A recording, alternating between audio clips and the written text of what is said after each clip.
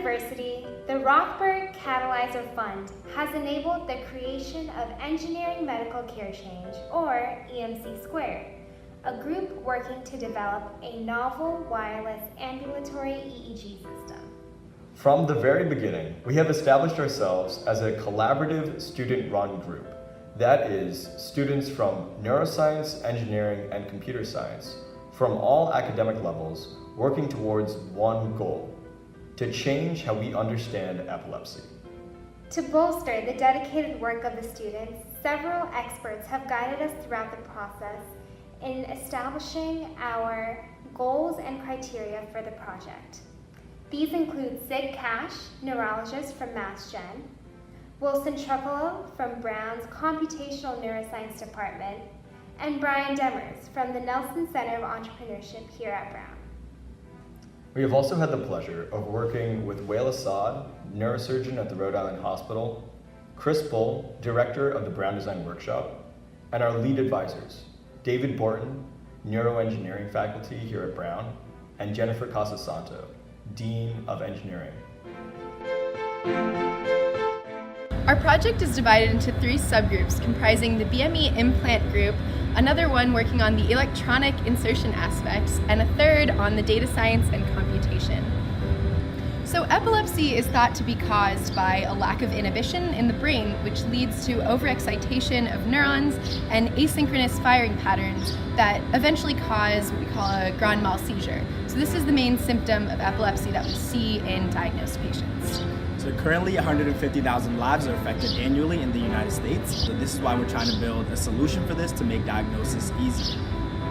And currently, the standard way of diagnosing epilepsy is using EEG or electroencephalogram, which make it possible to identify irregular firing patterns in the brain. So to reiterate, we will be creating a device that's unique in its ability to be placed underneath the skin without requiring a complex OR and can be an outpatient procedure. We will be able to have streamlined data that can be found on a phone, which hasn't been done before. And this data is very useful because it will be unique to the patient and thus be allowed to predict epileptic seizures. Eventually also, there are many other companies just interested in knowing what the brain does, and this longitudinal data will be useful for that too.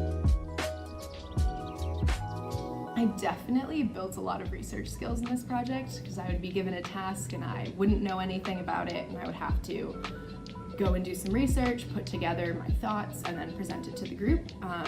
So definitely like translating things from my own understanding to being able to inform others on it was a skill that I developed.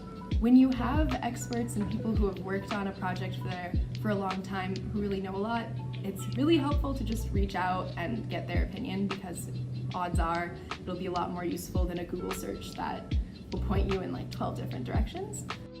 This was the semester where I started learning more about engineering and taking more engineering classes, and from interacting with people who have more of an engineering background, I realized how there are different ways of thinking and looking into the problem and looking into things that have to be improved.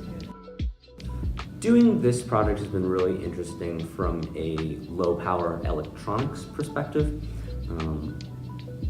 EEG systems, usually being external, don't have these kinds of constraints on size or power. So designing something that would fit these parameters as well as conforming to the normal EEG specs has been an interesting challenge. Working with Ethan on the EE team has been a wonderful experience. He's taught me a lot about engineering that I normally wouldn't have had a chance to look at, for another few years maybe.